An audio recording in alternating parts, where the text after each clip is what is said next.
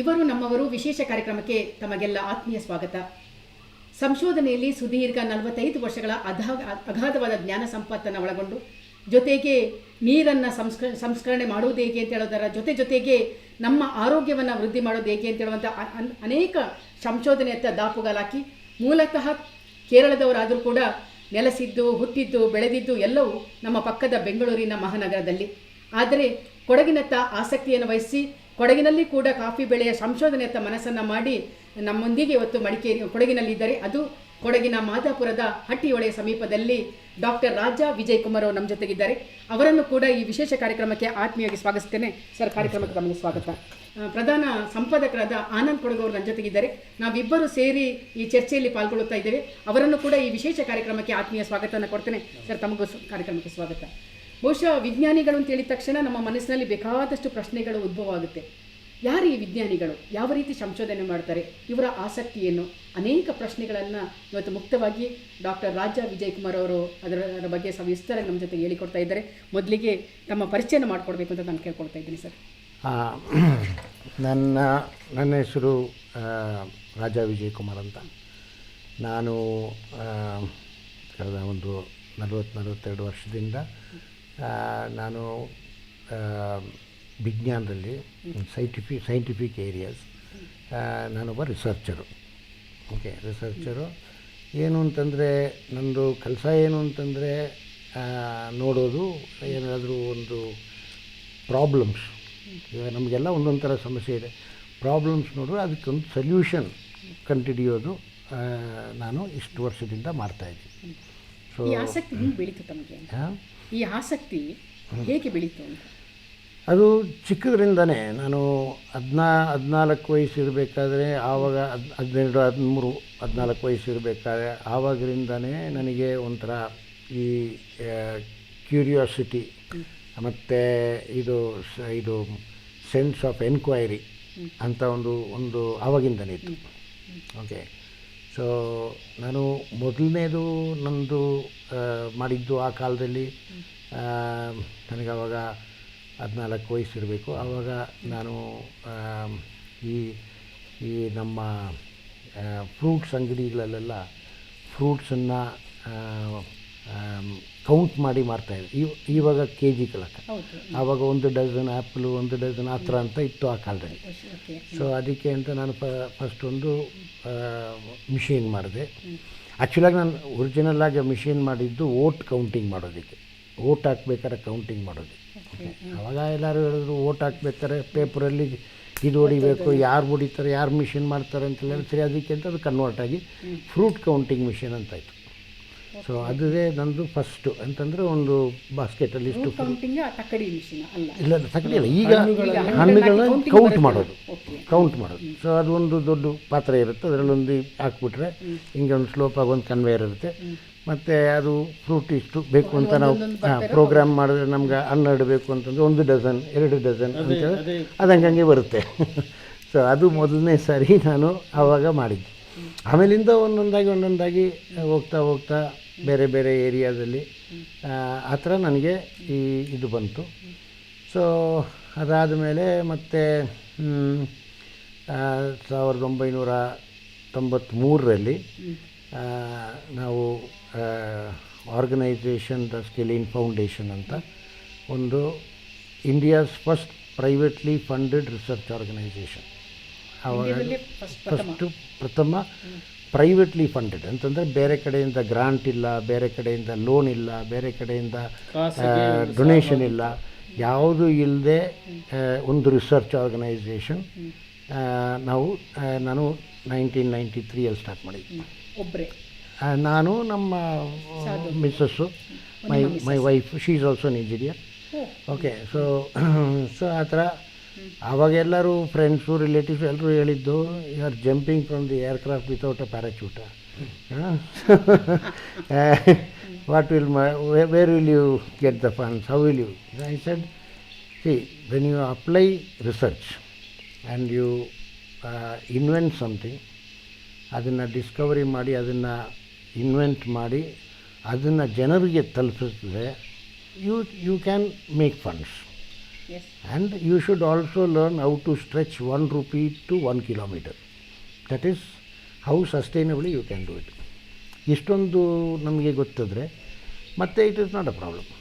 ಮೊದಲೆಲ್ಲ ಪ್ರಾಬ್ಲಮ್ ಇತ್ತು, ಟ್ರಬಲ್ಸ್ ಇದೆ, ಬಟ್ ಹೋಗ್ತಾ ಹೋಗ್ತಾ ನಾವು ಕಲ್ತ್ವಿ ಹೆಂಗೆ ಅಂತ.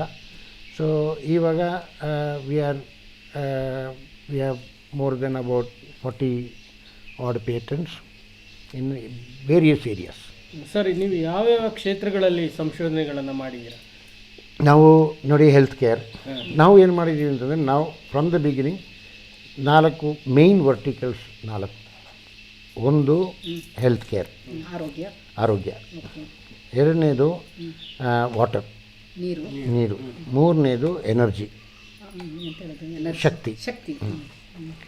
ನಾಲ್ಕನೇದು ಅಗ್ರಿಕಲ್ಚರ್, ವ್ಯವಸಾಯ. ಸೊ ಈ 4 ಏರಿಯಾದಲ್ಲಿ ನಾವು ವರ್ಟಿಕಲ್ ಮಾಡ್ತಾಯಿದ್ವಿ. ಮತ್ತು also at the same time telecommunication. So ನಮಗೆ ಟೆಲಿಕಮ್ಯುನಿಕೇಷನಲ್ಲೂ ಪೇಟೆಂಟ್ ಇದೆ. Private system for mobile communication, ಅದು ನಮ್ಮ ಪೇಟೆಂಟೇ. ಮತ್ತು ಆ ಏರಿಯಾದಲ್ಲೂ ನಾವು ತುಂಬ ವರ್ಕ್ ಮಾಡಿ ಇದು ಮಾಡಿದ್ದೀವಿ. ಎಷ್ಟು ಪೇಟೆಂಟ್ಗಳನ್ನು ಗಳಿಸಿದ್ದೀವಿ? ಎಷ್ಟು ಎಕ್ಸಾಕ್ಟಾಗಿ ಅಂತಂದರೆ ಒಂದು ಸುಮಾರು 40-45 ಪೇಟೆಂಟ್ಸ್ ಇರಬೇಕು. ಓಕೆ. ಸೊ ಈಗಲೂ ಕಂಟಿನ್ಯೂ ವರ್ಕ್ ನಡೀತಾ ಇದೆ. ಇನ್ನು ಒಂದು 7-8 ಪೇಟೆಂಟ್ ಇನ್ನು ಆಲ್ರೆಡಿ ಆನ್ ದ ವರ್ಕ್ ಇದೆ. ಈ ಪೇಟೆಂಟ್ ಸಿಗಬೇಕಾದ್ರೆ ಹಕ್ಕನ್ನು, ನಾನೊಂದು ಸಂಶೋಧನೆ ಮಾಡಿದ ಹಕ್ಕು ನನಗೆ ಬರಬೇಕು ಅಂತಂದರೆ, ಆ ಪೇಟೆಂಟ್ ಸಿಗಬೇಕು ಅಂತಂದರೆ ಎಷ್ಟು ವರ್ಷಗಳ ಶ್ರಮಗಳು ಅದರೊಳಗೆ ಇರುತ್ತೆ ಅಂತ? ಅದು ನೋಡಿ, ಈಗ ಕೆಲವರು, ಈಗ ನಾವು ಸೈಟೋಟ್ರಾನ್ ಅಂತ ಹೇಳ್ಕೊಂಡು ಕ್ಯಾನ್ಸರ್ಗೆ ಒಂದು ಟ್ರೀಟ್ಮೆಂಟ್ ಮಾಡ್ತಾಯಿದ್ವಿ. ಇದೊಂದು ದೊಡ್ಡ ಮಿಷನ್. ಈ ಮಿಷನ್ ನಮಗೆ ಆಲ್ಮೋಸ್ಟ್ 37 ಇಯರ್ಸ್ ರಿಸರ್ಚ್ ಆಯಿತು. 37 ವರ್ಷ. ಸೊ ಸ್ಟಾರ್ಟಾಗಿ 37 ವರ್ಷ ರಿಸರ್ಚು ಇನ್ನೂ ನಡೀತಾ ಇದೆ. ಫೇಲ್ಯೂರ್. ಈಗ ನೋಡಿ, ಈಗ ನೀವು ಏನೇ ಒಂದು ರಿಸರ್ಚ್ ಮಾಡಿದ್ರೇನು 999 ಟೈಮ್ಸ್ ಯು ಮೇ ಫೇಲ್. ಅದಕ್ಕೇನು ಈಗ ಪರ್ಸ್ಯೂವರೆನ್ಸ್. ಯಾರ್ಯಾರು ರಿಸರ್ಚ್ಗೆ ಹೋಗಬೇಕು, ನಾವು ರಿಸರ್ಚ್ಗೆ ಎನ್ಕರೇಜ್ ಮಾಡಿ, ನಮಗೆ ಅವರು ರಿಸರ್ಚ್ ಏರಿಯಾದಲ್ಲಿ ಹೋಗಬೇಕು ಅಂದರೆ ದಿಸ್ ಲಾಟ್ ಆಫ್ ಸ್ಯಾಕ್ರಿಫೈಸ್. ತ್ಯಾಗ, ತುಂಬ ತ್ಯಾಗ. ಇನ್ನೊಂದು ಪೇಷನ್ಸು. ಅಮೆರಿಕದ ಫುಡ್ ಮತ್ತು ಔಷಧಿ ಸಂಸ್ಥೆ ಅದ್ಭುತ ಸಂಶೋಧನೆ ಅಂತೇಳಿ ನಿಮ್ಮನ್ನು ಅದೇ. ಸೊ ಅದು ಈಗ ಆ ಲೆವೆಲ್ಗೆ ಬರಬೇಕು ಅಂತಂದರೆ ಪೇಷನ್ಸು, ಪರ್ಸ್ಯೂರೆನ್ಸು, ತಾಳ್ಮೆ ಆ್ಯಂಡ್ ಪರ್ಸ್ಯೂರೆನ್ಸ್ ಅಂತಂದರೆ ಸೋಲಬಾರ್ದು. ನಾವು ಅದು ಅರ್ಧದಲ್ಲಿ ಬಿಟ್ಟು ಹೋಗೋದು ಅದು ಕಂಟಿನ್ಯೂ. ನನಗೆ ಅದು ಹಾಗೇ ಆಗುತ್ತೆ. ನಂದು ಒಂದು ಥಿಯರಿ ಇದ್ದರೆ ಆ ಥಿಯರಿ ವರ್ಕ್ ಆಗೇ ಆಗುತ್ತೆ. ಸರಿ, ನಾವು ಏನು ಅಂತಂದರೆ ಡೈರೆಕ್ಟಾಗಿ ನಾವು ಒಂದು ಇದು ವಸ್ತುನ ನಾವು ರಿಸರ್ಚ್ ಮಾಡಿ ತಯಾರು ಮಾಡೋಕ್ಕಾಗಲ್ಲ.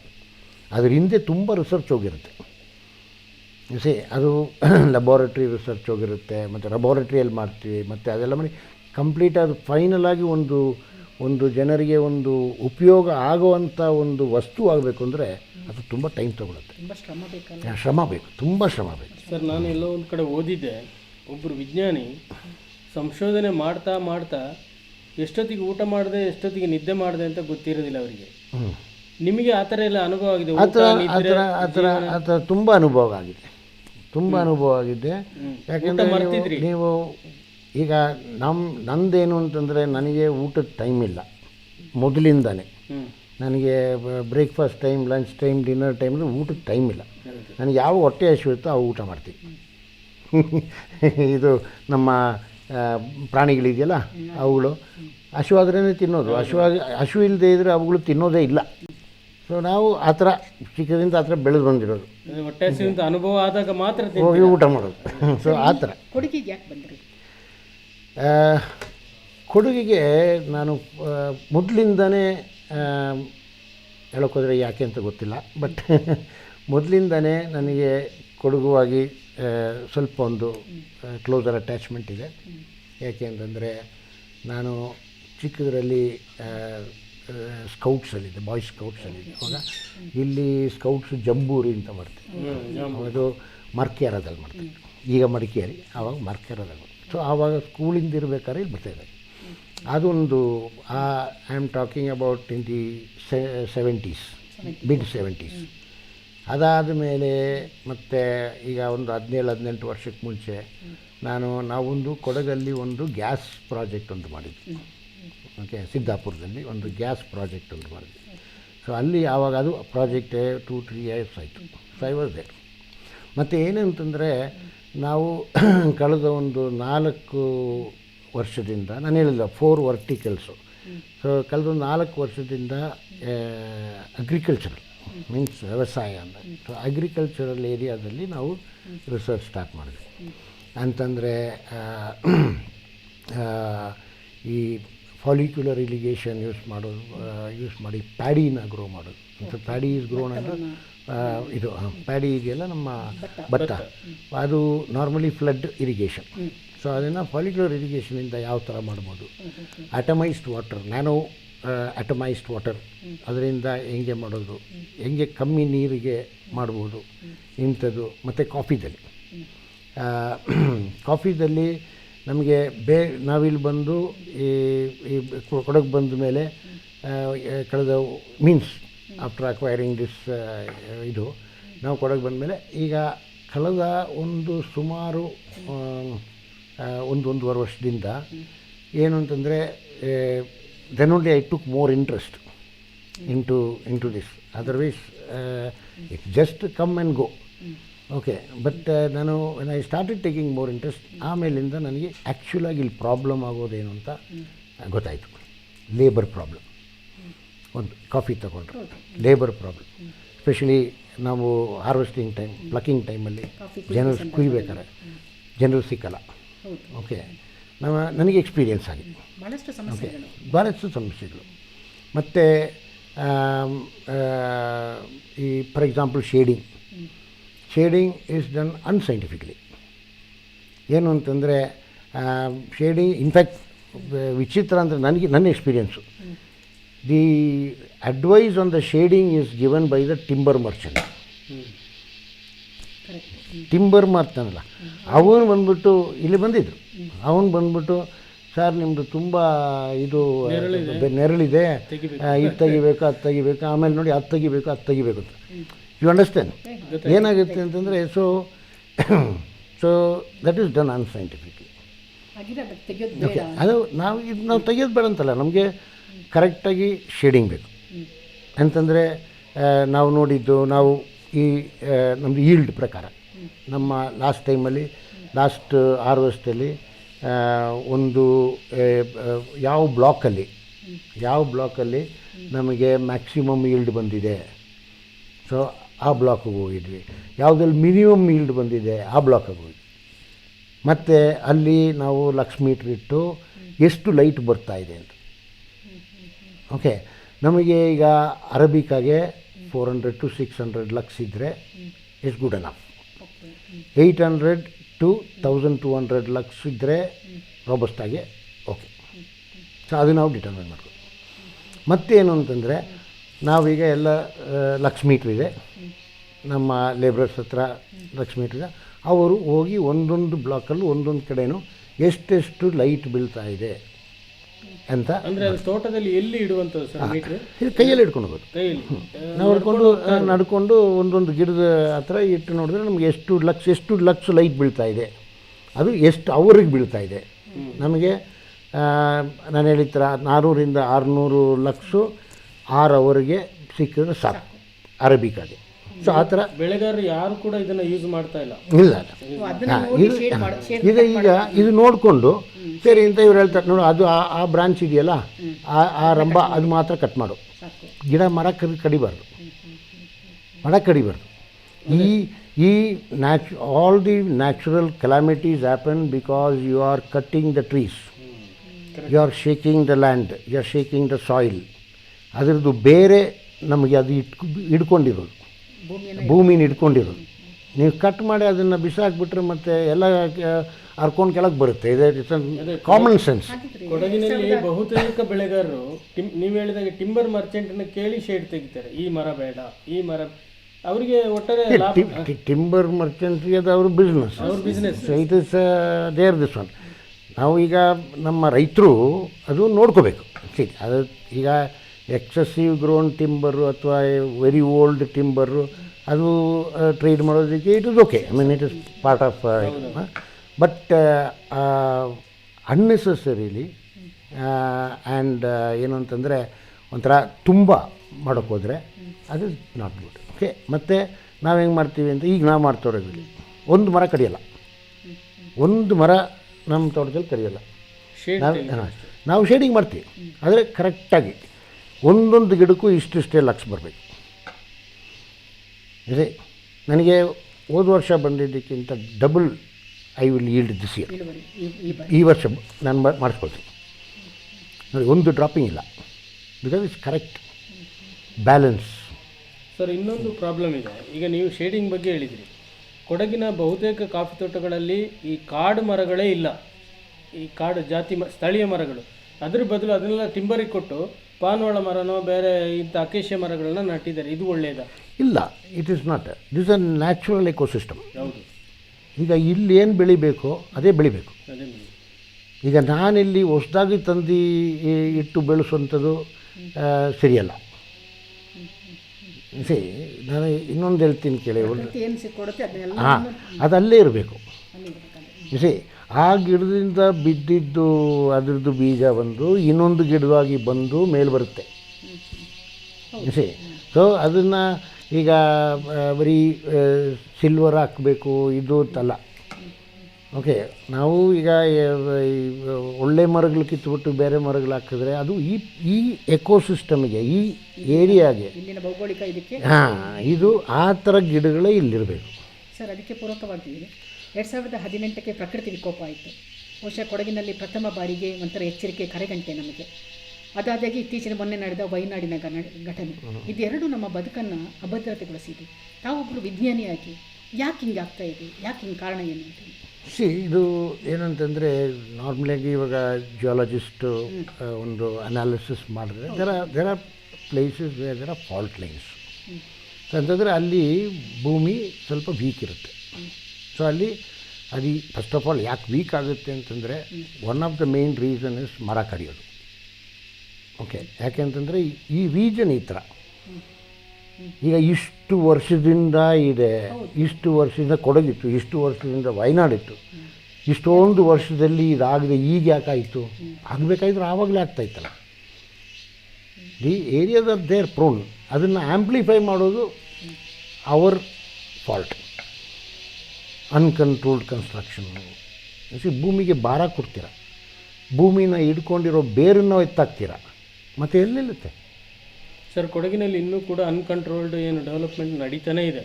ಏನೇ ಪ್ರಕೃತಿ ವಿಕೋಪ ಆದರೂ ಕೂಡ, ಸುನಾಮಿ ಆಗಲಿ ಭೂಕಂಪ ಆಗಲಿ ಇನ್ನೂ ನಡೀತಾನೇ ಇದೆ. ಅದನ್ನು ಏನು ಅಂತಂದರೆ ಅದನ್ನು ಕಂಟ್ರೋಲ್ ಮಾಡಬೇಕು ಅಂತ, ಅದನ್ನು ರೆಗ್ಯುಲೇಟ್ ಮಾಡಬೇಕು. ರೆಗ್ಯುಲೇಟ್ ಮಾಡಬೇಕು. ಓಕೆ, ಆಮೇಲೆ ಆಲ್ಸೋ ಇನ್ನೊಂದು ಏನಂತಂದರೆ ಜಸ್ಟು ನೀರ್ ಜರ್ಕ್ ರಿಯಾಕ್ಷನ್ ಅಂತ ಹೇಳ್ತಾರೆ, ಎಲ್ಲ ಕಂಪ್ಲೀಟ್ ಇವತ್ತಿಂದ ಬ್ಯಾನ್. ಅದು ಆಗಲ್ಲ. Because it's also livelihood of people. So ಅದನ್ನು ನಾವು ರೆಗ್ಯುಲೇಟ್ ಮಾಡಬೇಕು. ಯಾವೊಂದು ಏರಿಯಾ ಇದ್ರೇನೋ ಅದಕ್ಕೆ ಪ್ರಾಪರ್ ಜಿಯಾಲಜಿಕಲ್ ಸರ್ವೆ ಮಾಡಬೇಕು.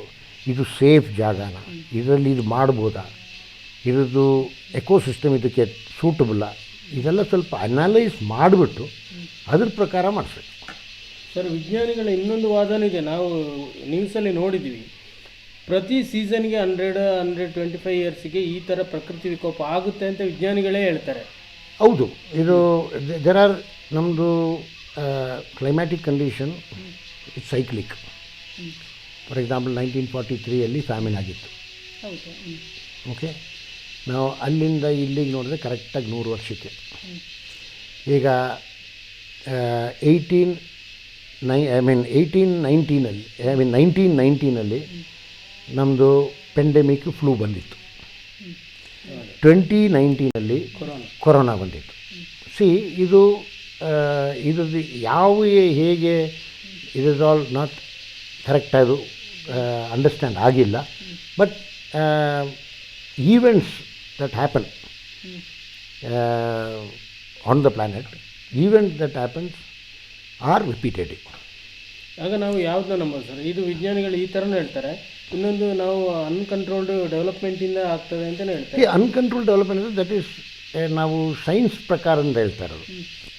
ಈಗ 1919 ಇದು ಫ್ಲೂ ಪೆಂಡಮಿಕ್ ಆಯಿತು ಅಂತೇಳಿ, 2019 ಕೊರೋನಾ ಬಂತು ಅಂತೇಳಿ. So it may be repetitive, it may be a coincidence, ತುಂಬ ಫ್ಯಾಕ್ಟರ್ಸ್ ಇದೆ. ಬಟ್ ಈ ಥರದ್ದು ಈಗ ಅನ್ಕಂಟ್ರೋಲ್ಡ್ ಡೆವಲಪ್ಮೆಂಟಿಂದ ಆಗೋದು ಅಂತೇಳಿ ಅದು ಸೈಂಟಿಫಿಕ್ಕಾಗಿ ನಾವು ಈಗ ಹೇಳ್ಬೋದು. ಯಾಕೆಂತಂದರೆ ಓಕೆ, ಜಿಯಾಲಜಿಸ್ಟ್ ಇದ್ದಾರೆ, ಅವರು ಬಂದ್ಬಿಟ್ಟು ಇದು ಸಾಯಿಲ್ ಸೈನ್ಸ್ ಅನಲೈಸ್ ಮಾಡಿ ಅದಕ್ಕೆ ಏನಿದೆ, ಏನು ಸ್ಟ್ರೆಂತ್ ಇದೆ, ಯಾವ ಥರ ಅದರದ್ದು ವೇವ್ಸ್ ಒಂದು ಕಡೆ ಪ್ರೊಡ್ಯೂಸ್ ಆದರೆ ಅದು ಯಾವ ಥರ ಟ್ರಾವೆಲ್ ಆಗುತ್ತೆ, ಫಾಲ್ಟ್ ಲೈನ್ಸ್ ಎಲ್ಲಿದೆ, ಓಕೆ, ಇದೆಲ್ಲ ಅವರು ಅನಲೈಸ್ ಮಾಡಿಬಿಟ್ಟು ಇಂಥ ಕಡೆ ಸೇಫ್, ಇಂಥ ಕಡೆ ಸೇಫ್ ಅಲ್ಲ ಅಂತ ಅವರು ಹೇಳ್ತಾರೆ. ಅದು ಕೇಳಬೇಕು. You understand? So it is not only economic development, it is also protection, sustainable development. ವೈನಾಡದು ಏನಾಗಿರ್ಬೋದು? ವೈನಾಡಲ್ಲಿ ಆಯ್ತಲ್ವ, ಅದೇನು ಯಾವ ರೀತಿ ಆಗಿರ್ಬೋದು? ವೈನಾಡಲ್ಲಿ actually one is of course rain contributed. ಎರಡನೇದು ಈಗ I also read one more information ನಾನು ಓದಿದ್ದೇನು ಅಂತಂದರೆ, ಇದು ಅರೇಬಿಯನ್ ಸೀದಲ್ಲಿ ಅಂಡರ್ ಕರೆಂಟ್ ಟೆಂಪರೇಚರ್ ರೈಸ್ ಆಗಿ, ಓಕೆ, ಇಲ್ನೇನೋ ಅಂತೆಲ್ಲ ಗೊತ್ತಲ್ಲ, ಇಲ್ನೇನೋ ದಟ್ ಕ್ಲೈಮೇಟ್ ಚೇಂಜ್ ಇದು ಆಗ್ತದೆ. ಮುಂದೆ ಏನಂತಂದರೆ lot of things are happening, climate ಚೇಂಜಿಂದ ತುಂಬ ಆಗ್ತಾಯಿದೆ. ಓಕೆ, ವಾತಾವರಣ ಬದಲಾವಣೆ ತುಂಬ ಆಗ್ತಾಯಿದೆ.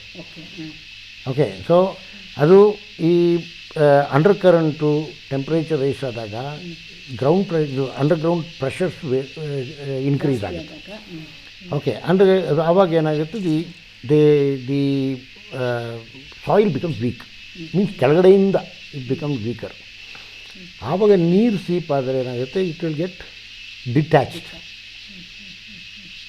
ಆವಾಗ ಇದು ಈ ಬೋಲ್ಡರ್ಸು, ಅದು ಕಲ್ಲುಗಳು ಮೇಲೆ ಎಲ್ಲ ಕೆಳಗಡೆ ಬಂದುಬಿಡುತ್ತೆ.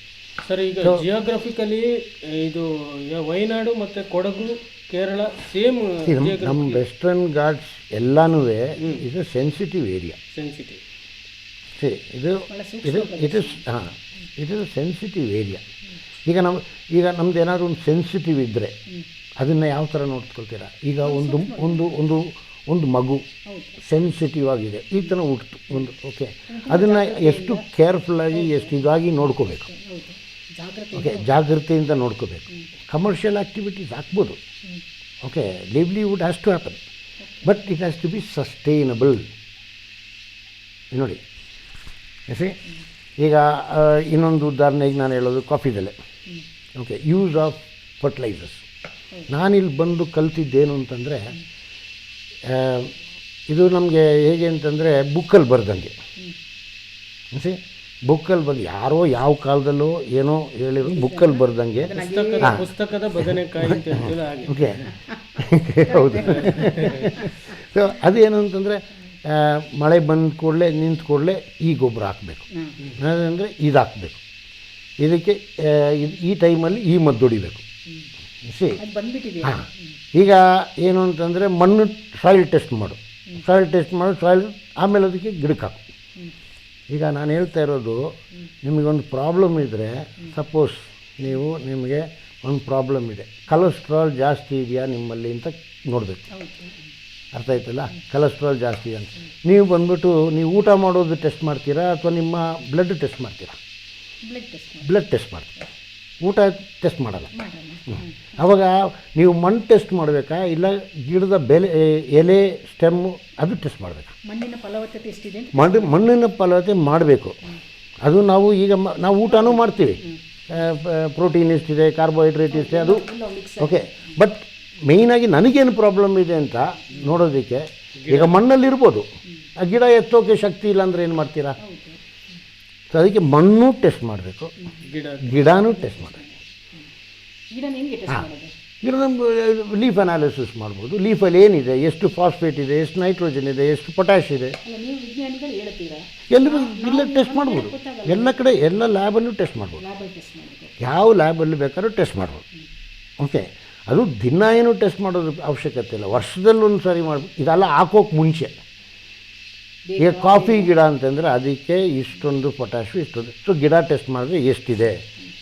ಈಗ ನಮ್ಮ ಬ್ಲಡ್ ಟೆಸ್ಟ್ ಮಾಡ್ತೀರಾ, ಹಿಮೋಗ್ಲೋಬಿನ್ ಕಮ್ಮಿ ಇದೆ, ಸೊ ಅದಕ್ಕೆ ಅಯನ್ ಕಮ್ಮಿ ಇದೆ, ಸೊ ಅದಕ್ಕೆ ನಾವು ಅಯನ್ ಟ್ಯಾಬ್ಲೆಟ್ ತೊಗೊಳ್ತೀವಿ. ಅದೇ ಥರನೇ ಇವುಗಳು, ಇದನ್ನು ಟೆಸ್ಟ್ ಮಾಡಿಬಿಟ್ಟು ಗಿಡಕ್ಕೆಲ್ಲ ಚೆನ್ನಾಗಿದ್ರೆ ಮತ್ತು ಯಾಕೆ ಇದೆಲ್ಲ ಹಾಕ್ತೀರಾ? ಇದು ಹಾಂ ನಾವಾಗಲ್ಲ, ಯಾಕೆ ನಾವು ನೋಡ್ತೀವಿ, ಬೇಕಾದ್ರೆ ಹಾಕ್ತೀವಿ, ಅಗತ್ಯ ಇದ್ರೆ ಹಾಕ್ತೀವಿ. ಫಸಲೇ ಆಗಿದೆ ಸರ್ ನಿಮ್ಮ ತೋಟದಲ್ಲಿ, ಫಸಲೇ ಆಗಿದೆ, ಭಾಳ ಚೆನ್ನಾಗಿದೆ. ಚೆನ್ನಾಗಿದೆ. ಇಲ್ಲಿ ನೋಡಿ ಅಕ್ಕಪಕ್ಕದಲ್ಲಿ ತುಂಬ ಡ್ರಾಪಿಂಗ್ಸ್ ಆಗಿದೆ, ಇಲ್ಲಿ ನಮ್ಮಲ್ಲಿ ಒಂದು ಡ್ರಾಪಿಂಗ್ ಇಲ್ಲ. ಯಾಕೆಂದರೆ ನಾವು ಇದು ಪರ್ಫೆಕ್ಟಾಗಿ ನೋಡಿ ಚೆಕ್ ಮಾಡಿ ಈ ಕಡೆ ಇದು ಕೊಡಬೇಕು. ಈಗ ಲೈಟಿಂದ ಹಿಡಿದು ಈಗ ನಾವಿದು ಮಾಡ್ತಾಯಿರೋದು ಕಾಫಿಗೆ, ಇದು it is applicable to all crop, sustainable agriculture. ಇವತ್ತು ಆ್ಯಕ್ಚುಲಾಗಿ ನೋಡೋಕೆ ಹೋದರೆ agriculture is the most polluting activity. Maximum greenhouse gases ಅಂತ ಗೊತ್ತಲ್ಲ ನಿಮಗೆ, ಕಾರ್ಬನ್ ಡೈಆಕ್ಸೈಡ್ ಮತ್ತು ಮೀಥೇನ್, ಓಕೆ, ಇದೆಲ್ಲ ಒಟ್ಟಿಗೆ ನಾವು ಗ್ರೀನ್ ಹೌಸ್ ಗ್ಯಾಸ್ ಅಂತ ಹೇಳ್ತೀವಿ. Agricultural activity produces the maximum greenhouse gas. ನಾವೇನು ಮಾತಾಡೋದ್ರ ಬಗ್ಗೆ ಯಾಕೆ ಮಾತಾಡಿದ್ರೆ ಊಟ ಸಿಗಲ್ಲ. ಅದೇನು ಪೊಲ್ಯೂಷನ್ ಆಗೋಕ್ಕೆ ಈ ಕೆಮಿಕಲ್ ಕಾರಣನಾ? ಇಲ್ಲ, ಕೆಮಿಕಲ್ ಕಾರಣ ಅಲ್ಲ. ಈಗ ನೋಡಿ, ನಾನು ಅಕ್ಕಿ ಬೆಳೆಸ್ತೀನಿ, ಮೀನ್ಸ್ ಭತ್ತ, ನನಗೆ ರೈತನಿಗೆ ಮತ್ತು ಅದರಿಂದ ಫಲ ಬರೋದು ನನಗೆ ಓನ್ಲಿ 7 to 10%. ಈಗ ಒಂದು ಗಿಡದ್ದು ಒಂದು ಗಿಡದ್ದು ಒಂದು ಗಿಡ ವೆಯ್ಟ್ ಬಂದ್ಬಿಟ್ಟು 25 ಗ್ರಾಮ್ ಇರುತ್ತೆ ಅಂತ ಇಟ್ಕೊಳ್ಳಿ. ಅದರಲ್ಲಿ ನನಗೆ ಒಂದು 5-6 ಗ್ರಾಮ್ ಮಾತ್ರ ನನಗೆ, ರೈತರಿಗೂ ಅಷ್ಟಕ್ಕೆ ದುಡ್ಡು ಬರುತ್ತೆ ಮತ್ತು ನಮಗೂ ಅಷ್ಟಕ್ಕೆ ಬರೋದು. ಇನ್ನು ಮಿಕ್ಕಿದ್ದೇನು ಬಿಸಾಕ್ತಾರೆ. ಇನ್ನೊಂದಷ್ಟು ಕ್ಯಾಟಲ್ ಫೀಡು ಅದು ಏನು ಮಾಡಿದ್ರೆ ಆವಾಗಲೂ ತುಂಬ ಇರುತ್ತೆ.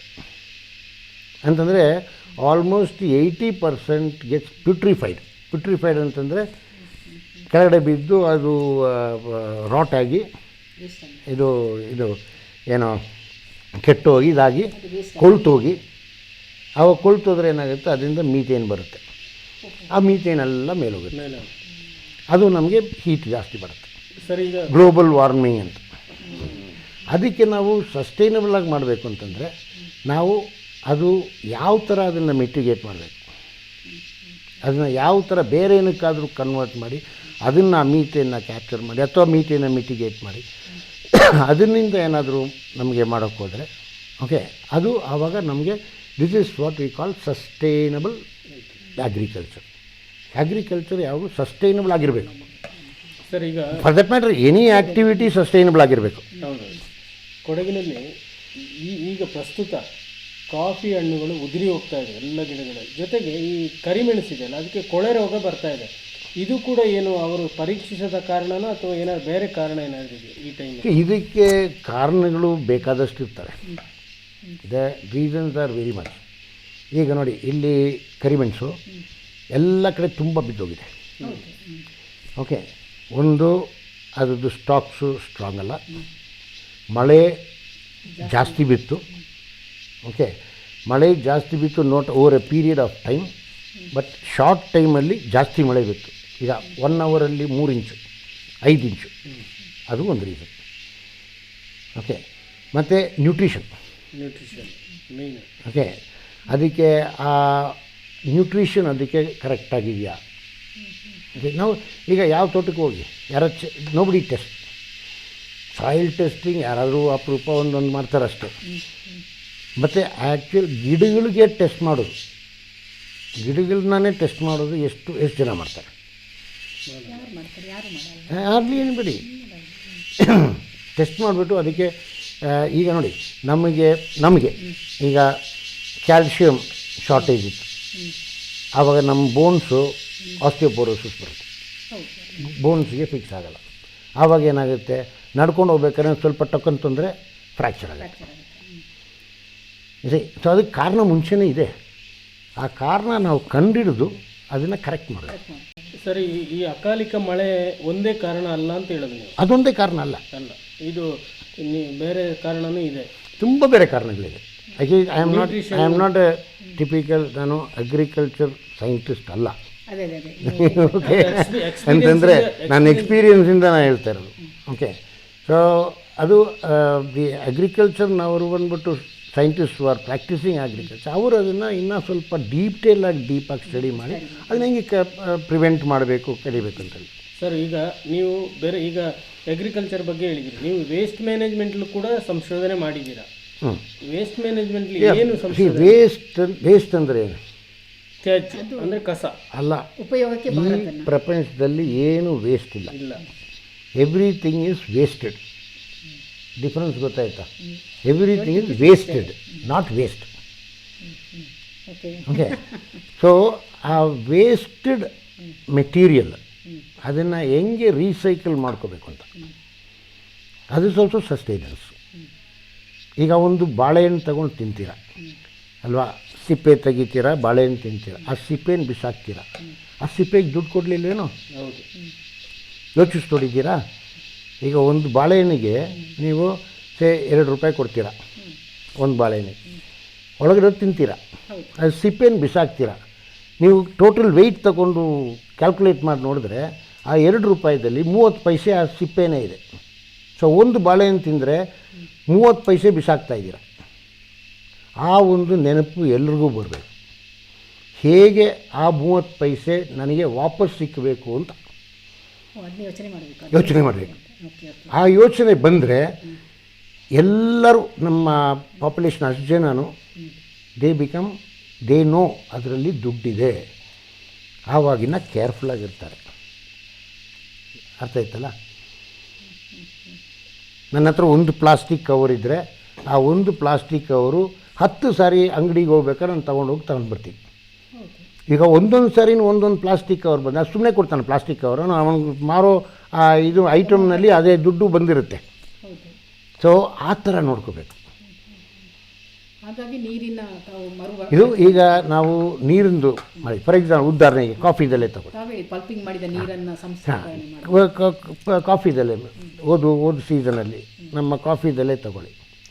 ನಾರ್ಮಲಾಗಿ ಒಂದು ಪಕ್ಕವಾಗಿ ಕರೆಕ್ಟಾಗಿ ಪಲ್ಪಿಂಗ್ ಪ್ರಾಸೆಸ್ ಕರೆಕ್ಟಾಗಿ ಮಾಡಿ ಕ್ಲೀನಾಗಿ ಒಳ್ಳೆ ಕಪ್ಪಿಂಗ್ ರೇಟ್ ಇರೋ ಥರ ಕಾಫಿ ಮಾಡಬೇಕು ಅಂತಂದರೆ ನಿಮಗೆ ಏನಿಲ್ಲ ಅಂದರೂ ಒಂದು 18,000 to 20,000 ಲೀಟ್ರ್ ಬೇಕು 1 ಕಿಲೋಗೆ ನೀರು.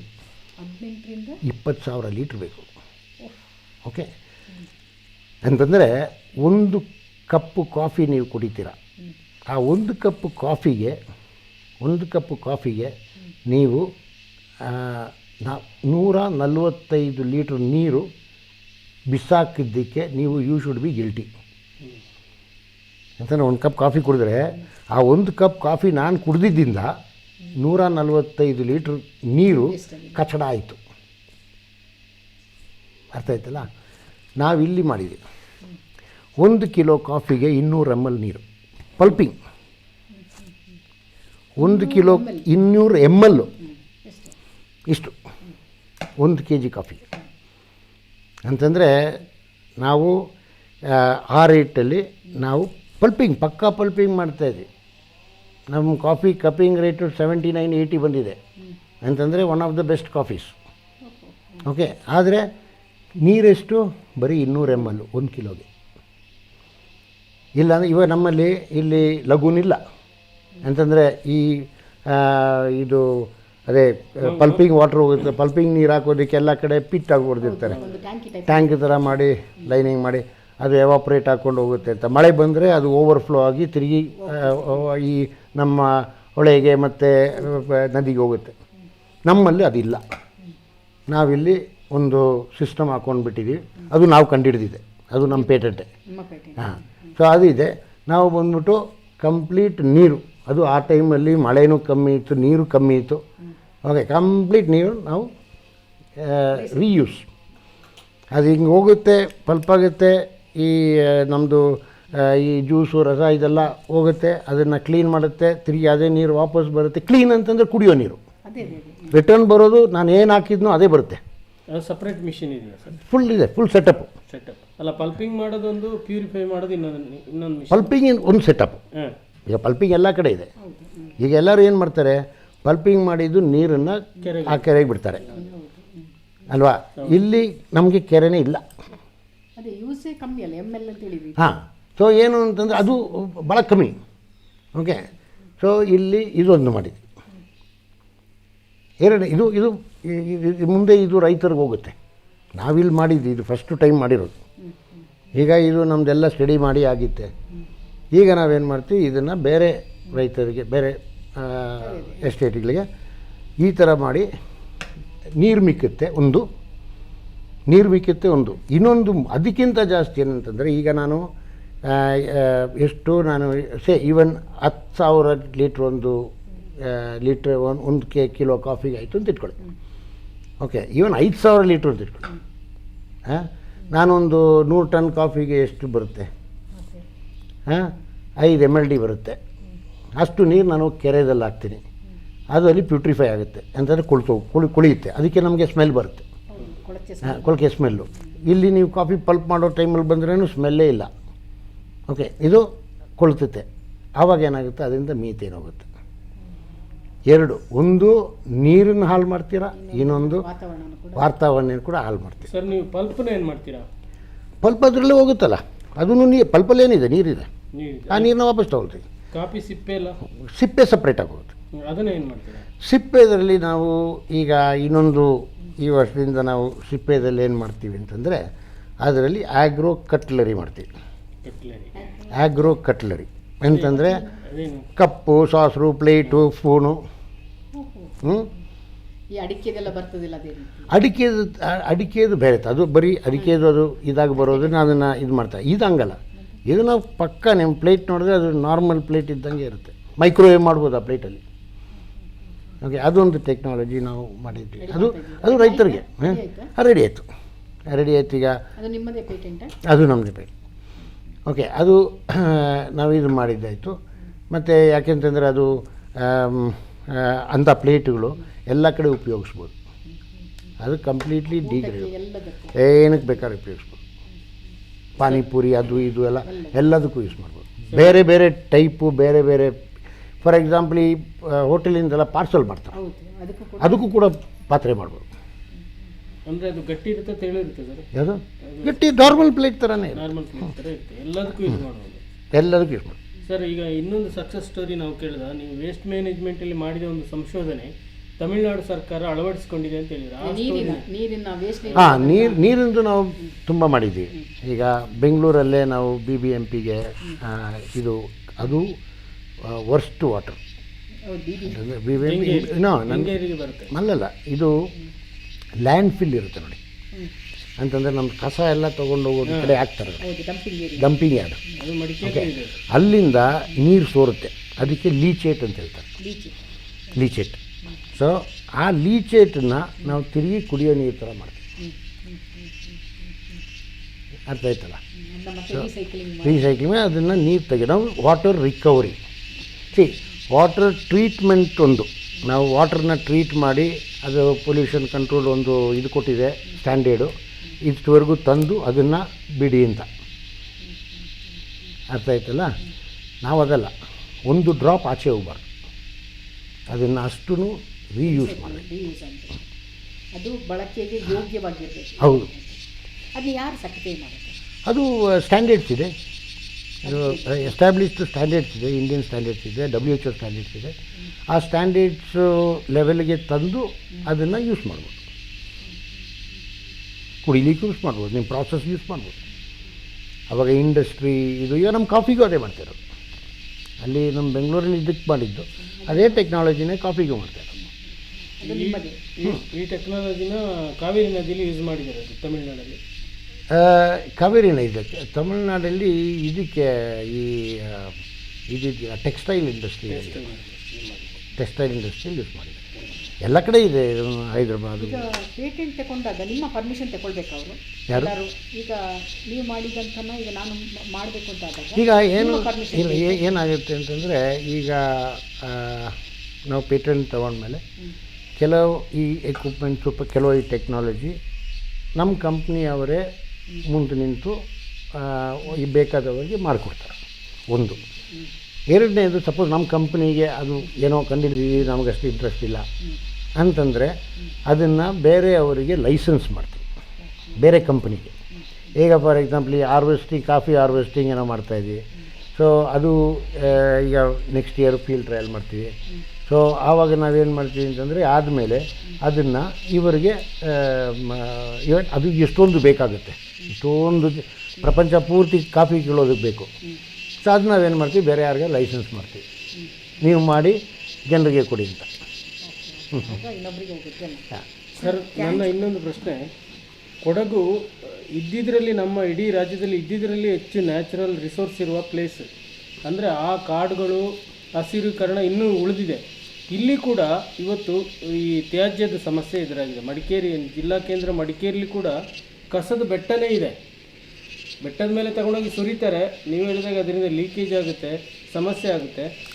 ಕಾವೇರಿ ನದಿ ಇಲ್ಲೇ ಹುಟ್ಟಿದ್ರು ಇವತ್ತು ಕೂಡ ಕಲುಷಿತ ಆಗಿದೆ ನೀರು. ಸ್ಮೆಲ್ ಬರ್ತಾ ಇದೆ, ಕೆಸರಾಗ್ತದೆ, ಹೂಳು ತುಂಬಿದೆ. ಇದಕ್ಕೆಲ್ಲ ಪರಿಹಾರ ಮಾಡಲಿಕ್ಕೆ ಸಾಧ್ಯ ಇದೆ? ಇದಕ್ಕೆಲ್ಲ ಪರಿಹಾರ ಮಾಡಲಿಕ್ಕೆ people should have Civic sense. ನಾಗರಿಕ ಜನರಿಗೆ ಸಿವಿಕ್ ಸೆನ್ಸ್ ಬೇಕು.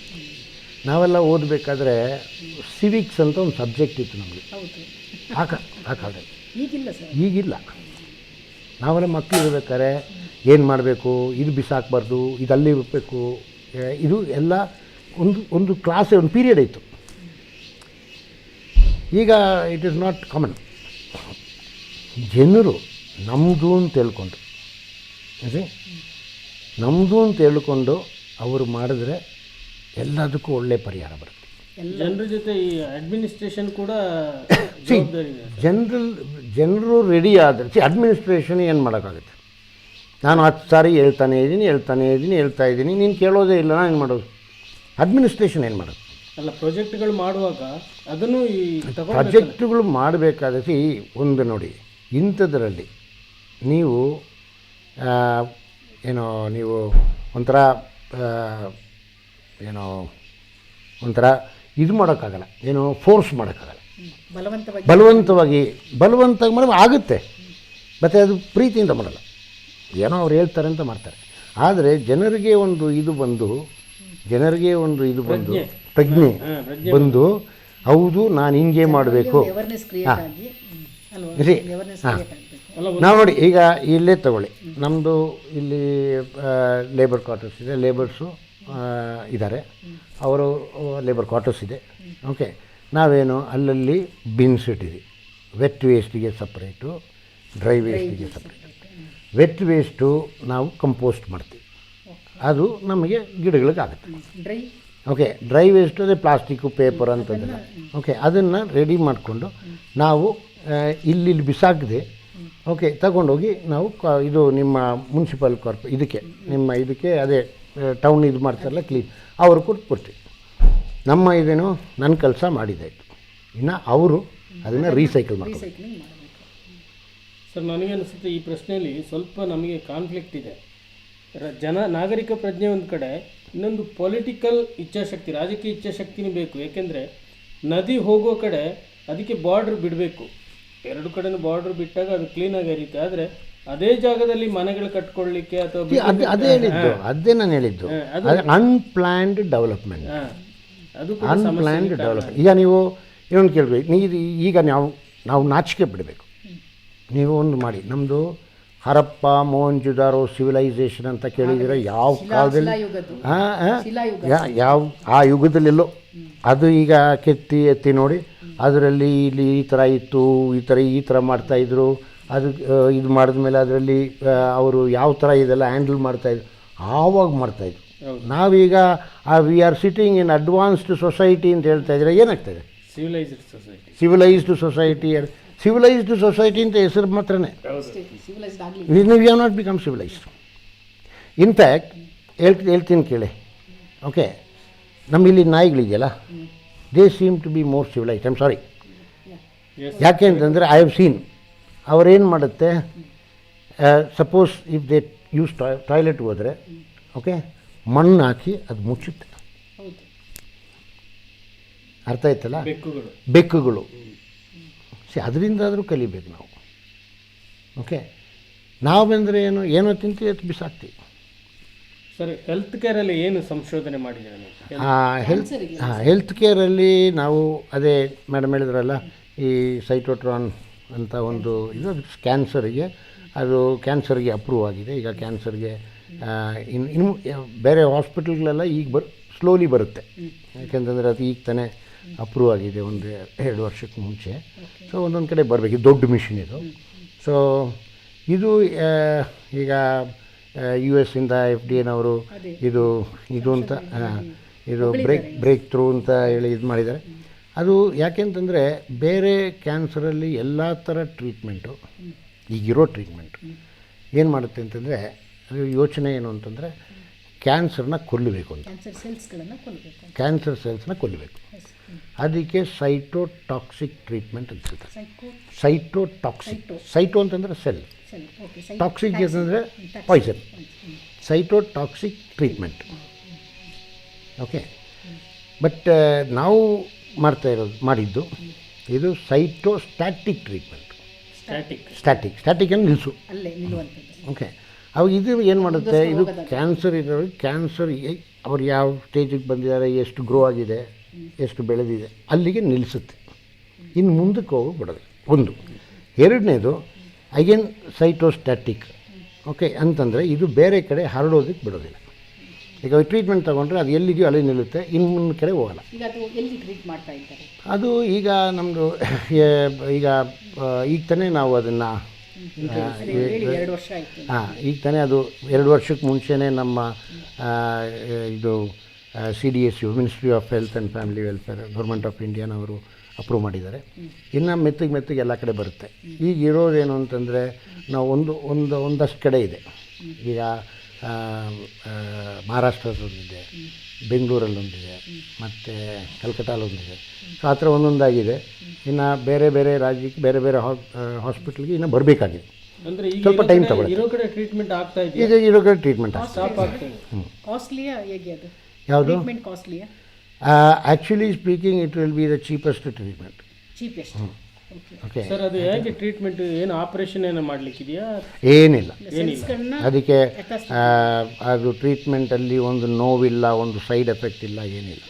ಬರೀ ಮಿಷಿನಲ್ಲಿ ಅದು ಇದು ಒಂದು ಟೈಪ್ ರೇಡಿಯೇಷನ್ನೇ. ಬಟ್ ಇದು ನಾರ್ಮಲ್ ನಮ್ಮ ಈಗ ರೇಡಿಯೇಷನ್ ಕೊಡೋ ಥರ ರೇಡಿಯೇಷನ್ ಅದು ಇದೆಲ್ಲ ಆಗಿದೆ. ಬಟ್ ಇದು ಆ ಥರದ್ದಲ್ಲ. ಇದಕ್ಕೆ FRB ಅಂತ ಹೇಳ್ತಾರೆ, ಫಾಸ್ಟ್ ರೇಡಿಯೋ ಬರ್ಸ್ಟ್.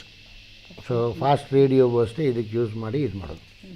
ಅಂದರೆ ಅದು ಇದನ್ನು ಕಣಗಳನ್ನು ಬಸ್ಟ್ ಮಾಡುತ್ತೆ, ಅದು ನಿಂತ್ಕೊಳ್ಳುತ್ತೆ, ಮತ್ತೆ ಬೆಳೆಯೋದಿಲ್ಲ. ಒಂದು ಕಾಲದಲ್ಲಿ ಕ್ಯಾನ್ಸರ್ ಬಂದರೆ ಅವನು ಸಾಯಿದೆ. ಈಗ ಆಧುನಿಕ ತಂತ್ರಜ್ಞಾನಗಳು ಬಂದಿದೆ. ಸಾಲಿಡ್ ಟ್ಯೂಮರ್ಸ್ ಮಾತ್ರ, ಸಾಲಿಡ್ ಟ್ಯೂಮರ್ಸ್ ಅಂತಂದರೆ ನಾವು ಅದನ್ನು ಫೋಕಸ್ ಮಾಡಬೇಕಾಗುತ್ತೆ. ಸೊ ಬ್ಲಡ್ ಕ್ಯಾನ್ಸರು, ಇಂಥದ್ದು ಲಿಂಫ್ ಕ್ಯಾನ್ಸರು, ಬ್ಲಡ್ ಕ್ಯಾನ್ಸರು ಅಂಥದ್ದನ್ನು ಟ್ರೀಟ್ ಮಾಡೋಕ್ಕಾಗಲ್ಲ. ಬರೀ solid tumours, lung cancer, brain cancer, breast cancer ಆ ಥರ. ಸರ್, ಸುಮಾರು 40-46 ವರ್ಷಗಳ ತಮ್ಮ ಸುದೀರ್ಘ ಪಯಣ ನೋವು ಕೊಟ್ಟಿದ್ದುಂಟ ಅಂತಂದರೆ ಬೇಡಾಗಿತ್ತು ಈ ಇದೇ ಅದು ತುಂಬ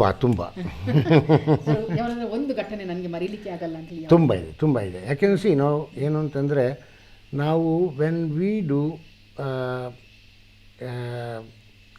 ಸಮಥಿಂಗ್, ಈಗ ನಾವು ಒಂದು ಸಂಶೋಧನೆ ಹೇಗೆ ಅಂತಂದರೆ ಒಂದು ಡ್ರಾಸ್ಟಿಕ್ ಚೇಂಜ್ ತರ್ತೀವಿ. ಓಕೆ, ಹೇಳ್ಬೇಕಂತಂದರೆ ಜನರಿಗೆ ಚೇಂಜ್ ಅಷ್ಟು ಇಷ್ಟ ಇಲ್ಲ, ಬದಲಾವಣೆ ಇಷ್ಟ ಇಲ್ಲ. ಸಿ, ಸೊ ಏನಾಗುತ್ತೆ ಅಂತಂದರೆ, ಈಗ ಪ್ಲಸ್ ಇನ್ನೊಂದು ಅಂತಂದರೆ ಎನಿಥಿಂಗ್ ದಟ್ ಈಸ್ ಡ್ರಾಸ್ಟಿಕ್. ಉದಾಹರಣೆಗೆ ಹೇಳ್ತೀನಿ. ಓಕೆ, ನಾವು ಒಂದು 5 ವರ್ಷಗಳ ಹಿಂದೆ ಒಂದು ಆಕ್ವರೀಜಿಯಾ ಅಂತ ಒಂದು ಮಿಷಿನ್ ಮಾಡಿದ್ವಿ, ಒಂದು ಟೆಕ್ನಾಲಜಿ. ಓಕೆ, ಅದೇನು ಅಂತಂದರೆ, ಆ ಮಿಷಿನು ನಮಗೆ ಕರೆಂಟಿಗೆ ಪ್ಲಗ್ ಮಾಡಿದ್ರೆ ನಮಗೆ ಅದರೊಂದು ಚಿಕ್ಕ ಬಾಕ್ಸ್ ಇದೆ, ಅದು ರೈನ್ ಟನಲ್ ಅಂತ ಹೇಳ್ತಾರೆ. ನಾವು ಅದು ಪ್ಲಗ್ ಮಾಡಿದ್ರೆ ಅದು ಅದರೊಳಗಡೆ ನೀರು ಉತ್ಪಾದನೆ ಮಾಡುತ್ತೆ, ವಾಟರ್, ಡ್ರಿಂಕಿಂಗ್ ವಾಟರ್. ದಿನಕ್ಕೆ 30 ಲೀಟ್ರ್ ನೀರು ನನಗೆ ಬರುತ್ತೆ. ಓಕೆ, ಸೊ ನಾನು ಈ ಪ್ಲಗ್ ಮಾಡಿರ್ತೀನಿ ನಮ್ಮ ಮನೆಯಲ್ಲಿ, ನಮ್ಮ ಕಿಚನಲ್ಲಿ ಇಡ್ತೀನಿ. ನನಗೆ ಯಾವಾಗ ಬೇಕಾದ್ರೂ ಬಂದು ಒಂದು ಗ್ಲಾಸ್ ತೊಗೊಂಡು ಕುಡಿಬೋದು. ಯಾವಾಗಲೂ ನನ್ನ ನೀರು ಕುಡಿಯೋ ನೀರು ತಂಟೆನೇ ಬರೋಲ್ಲ, ಇದು ಪ್ರಾಬ್ಲಮೇ ಬರೋಲ್ಲ. ಓಕೆ, ಸೊ ಅದು ನಾವು ಫಸ್ಟು, ಅದು ನಮ್ಮ ಪೇಟೆಂಟೆ. ಸೊ ಅದು ನಾವು ಫಸ್ಟು ಡೆವಲಪ್ ಮಾಡಿ ಇವಾಗಲ್ಲ 5-6 ವರ್ಷ ಆಯಿತು. ಆವಾಗ ಆ ಟೈಮಲ್ಲಿ ನಾವು ಅನೌನ್ಸ್ ಮಾಡಿದ್ವಿ ಈ ಥರ ಇದೊಂದು ಇದೆ ಇದು ಅಂತ. ಆವಾಗ ಇಮಿಡಿಯೇಟಾಗಿ ಏನು ಕಾಲ್ ಮೇಲೆ ಕಾಲು, ಏನು ರೀ ನಮ್ಮದು ಹೊಟ್ಟೆಗೆ ಹೊಡಿತಾ ಇದ್ದೀರಾ, ಅದು ಅದೇ ಕ್ಯಾನ್ ವಾಟರ್ ನಾವು. ಓಕೆ, ಇದು ಹಂಗೆ ಮಾಡಿಬಿಡ್ತೀವಿ, ಹಿಂಗೆ ಮಾಡಿಬಿಡ್ತೀವಿ, ಇದು ಸಹಜ. ನಮಗಂತೂ ಈ ಥರ ಒಂದೊಂದು ಇದು ಮಾಡಬೇಕಾದ್ರೂ ಸಹಜನೇ. ಅದು ಸ್ವಲ್ಪ ಅಷ್ಟೆಲ್ಲ ಅವಾಗ ಸಮ್ಟೈಮ್ಸ್ ನಮಗೆ ನೋವು ಕೊಡುತ್ತೆ. ಇದೆಲ್ಲ ಯಾಕೆ ಮಾಡ್ತಾ ಇದೆಯಾ, 3 ಹೊತ್ತಿಗೆ ಊಟಕ್ಕೆ ಇದೆಲ್ಲ ಮಾಡಬೇಕಾ, ಯಾಕೆ ನಿನಗೆ ಅಂತ ಒಂದು ಇದು ಬರುತ್ತೆ. ಬಟ್ ಆವಾಗಲೂ ಏನು ಅಂತಂದರೆ ಇಲ್ಲ, ಇದೊಂದು 10 ಜನಕ್ಕೆ ಒಳ್ಳೆಯದಾಗುತ್ತೆ, ನಾವು ಮಾಡೋಣ. ಸೊ ಆ ಥರ ಅದು part of anything which you do which is ಏನು ಹೇಳ್ತೀರಾ, ಒಂಥರ ಔಟ್ ಆಫ್ ದ ವೇ ಮಾಡಿದಾಗ ದೇರ್ ಇಸ್ ಪ್ರಾಬ್ಲಮ್. ಸರ್, ನಂದೊಂದು ಪ್ರಶ್ನೆ. ಕೊಡಗಿನಲ್ಲಿ ಸಾಕಷ್ಟು ಪ್ರಕೃತಿ ಸಂಪತ್ತಿದೆ. ನಾವು ಇಲ್ಲಿ ಹುಟ್ಟಿದ್ದೇ ನಮ್ಮ ಪುಣ್ಯ ಅಂತ ಹೇಳುವಷ್ಟು ಇದೆ, ಚೆನ್ನಾಗಿದೆ, ಎಲ್ಲ ಸೌಲಭ್ಯ ಇದೆ. ಪ್ರಕೃತಿದತ್ತ ಗಾಳಿ, ಶುದ್ಧ ಗಾಳಿ ಇದೆ, ಶುದ್ಧ ನೀರಿದೆ, ಎಲ್ಲ ಇದೆ. ನೀವು ಇಲ್ಲಿ ಬಂದು ಏನು ಅನುಭವ ಆಯಿತು, ಜನರಿಗೆ ಏನು ಹೇಳ್ತೀರಾ ಅಂತ? ಕೊಡಗಿನ ವಾತಾವರಣ ಪ್ರೊಟೆಕ್ಟ್ ಮಾಡ್ಕೋಬೇಕು. ಏನು ಅಂತಂದರೆ ಸಂರಕ್ಷಣೆ ಮಾಡ್ಕೋಬೇಕು. ನೀವು ಒಂದು ಕಾಫಿನೇ ತಗೊಳ್ಳಿ ಅಥವಾ ಪೆಪ್ಪರ್ ತಗೊಳ್ಳಿ. ಏನು ಅಂತಂದರೆ ಕೊಡಗು ಎಲ್ಲ ಚಿನ್ನ. It is full gold. ನಿಮ್ಮದು coffee is a gold, pepper is a gold. ಅಲ್ವಾ? ಕೊಡಗಿನ ಕಿತ್ತಾಳೆ ಇಲ್ವೇ ಇಲ್ಲ ಈಗ. ಕಿತ್ತಾಳೆ. ಓಕೆ, ಸೊ ಇದು ಏನು ಅಂತಂದರೆ ಇದನ್ನು ನೀವು ಪ್ರೊಟೆಕ್ಟ್ ಮಾಡ್ಕೊಂಡು ಬರಬೇಕು. ಮತ್ತು ಸಸ್ಟೈನೇಬಲ್ ಆಗಿ ಪ್ರೊಟೆಕ್ಟ್ ಮಾಡ್ಕೋಬೇಕು. ಅಂತಂದರೆ ಪ್ರಕೃತಿನ ಹಾಳು ಮಾಡದೆ ಇದನ್ನು ಮುಂದುವರಿಸಬೇಕು. ಈಗ ನೋಡಿ, ನಾನು ಹೇಳ್ತೀನಿ, ನೀವು ಒಂದು ಇದು ನೀರನ್ನು ಸೇವ್ ಮಾಡಿ, ನೀರನ್ನು ಇದು ಮಾಡಿ ನೀವು ಕಾಫಿ ಬೆಳಿತೀರ, ಕಾಫಿ ಇದು ಮಾಡ್ತೀರ ಅಂತ ಹೇಳ್ತೀರಿ. ಆ ಕಾಫಿಗೆ ವ್ಯಾಲ್ಯೂ ಇದೆ. ಏನಿಲ್ಲ, ನಾನು ಇವಾಗ ಯಾರಿಗೋ ಒಬ್ರಿಗೆ ಹೇಳಿದೆ, ನೋಡಮ್ಮ ನೀವು ಕಾಫಿ ಒಂದು ಗ್ಲಾಸ್ ಕುಡಿದ್ರೆ ನೀವು ಬಂದ್ಬಿಟ್ಟು 145 ಲೀಟ್ರ್ ನೀರು ವೇಸ್ಟ್ ಮಾಡ್ತಾರೆ, ನೀವು ಕುಡಿಯೋ ಕಾಫಿಗೆ ಅಷ್ಟು. ಸೊ ಅದೇ ನಾವು ಅವರಿಗೆ ನಾನು ಹೇಳಿದ್ರೆ ಹೋಯ್ತು, ನಿಮ್ದು 2 ml ನೀರು ಅದಕ್ಕೆ ಹೋಗುತ್ತೆ ಅಷ್ಟೇ, ಮತ್ತು ನೀವು ಅದರಲ್ಲಿ ಹಾಕೋಗಿರೋ ನೀರು ಮಾತ್ರನೇ ಅದು ನಿನ್ನ ಒಳಗೆ ಹೋಗುತ್ತೆ. ಸೊ ಅದಕ್ಕೆ ನೋ ಗಿಲ್ಟ್ ಕಾಫಿ ಆಗುತ್ತೆ. ಎಲ್ಲರೂ ಇದು ಫಾಲೋ ಮಾಡಬೇಕು, ಆದಷ್ಟು ಇದು ಮಾಡಬೇಕು ಆ್ಯಂಡ್ ಪ್ರೊಡ್ಯೂಸ್ ದ ಬೆಸ್ಟ್. ಏನು ಅಂತಂದರೆ ಈಗ ಅಫ್ಕೋರ್ಸ್ ಈಗ ನಾವು Brazil is number 1 in coffee production. Okay, ಮತ್ತು ನಾವು 6th or 7th ಪ್ಲೇಸಲ್ಲಿದ್ದೀವಿ. ಮತ್ತು ಅದೇ ನಮ್ಮದು ಏರಿಯಾ ಬೆಳೆಯುವಂಥ, ನಮಗೆ ವಾತಾವರಣ ಇರುವಂಥ ಏರಿಯಾ ಅಷ್ಟೇ ಇರೋದು, ನಾವು ಅಷ್ಟು ಬೆಳೀತಾ ಇದ್ದೀವಿ. Okay, why can't we B first in the quality of coffee, not in the quantity of coffee. Quality, sustainability ಆ ಥರ ನೋಡಿಕೊಂಡ್ರೆ ನಾವೆಲ್ಲೋ ಇರ್ತೀವಿ. ಸರ್, ಒಂದು ಕೊನೆ ಪ್ರಶ್ನೆ. ಕೊಡಗಿನ ಕಾಫಿ ಇರ್ಬೋದು, ಕಿತ್ತಳೆ ಇರ್ಬೋದು, ಏಲಕ್ಕಿ ಇರ್ಬೋದು, ಕರಿಮೆಣಸು, ಅದಕ್ಕೆ ಅದರದ್ದೇ ಆದ ಒಂದು ಗುಣ ಇದೆ, ಒಂದು ಜಿಯೋಗ್ರಫಿಕಲ್ ಇಂಡಿಕೇಶನ್ ಇದೆ. ಅದು ಸ್ಮೆಲ್ ಇರ್ಬೋದು, ಅದರ ಗುಣಮಟ್ಟ ಇರ್ಬೋದು. ಅದೇ ಥರ ಕೊಡಗಿನ ಕಿತ್ತಳೆ ಒಂದು ಕಾಲದಲ್ಲಿ ಇಡೀ ಜಿಲ್ಲೆಯಲ್ಲಿ ಅರಳಿತ್ತು, ಅಷ್ಟು ನಳನಳಿಸ್ತಿತ್ತು. ಇವತ್ತು ಕೊಡಗಿನ ಕಿತ್ತಳೆ ಸಿಗಲ್ಲ, ನಾಶ ಆಗಿ ಹೋಗಿದೆ. ನಾಗಪುರದ ನಮ್ಮಲ್ಲಿ ಮಾತ್ರ ಇದೆ. ಈ ನಾಶಕ್ಕೆ ಅಥವಾ ಏನು ಕಾರಣ, ಅಥವಾ ಇದನ್ನ ಮುಂದೆ ನಾವು ರೀಜಿನ್ಯೂವೇಟ್ ಮಾಡಬಹುದಾ? ಇನ್ನೊಂದು ಏನು ಅಂತಂದರೆ, ಇಟ್ ಈಸ್ ಆಲ್ಸೋ ಏನು ಅಂತಂದರೆ commercial economy also. Okay, shelf life.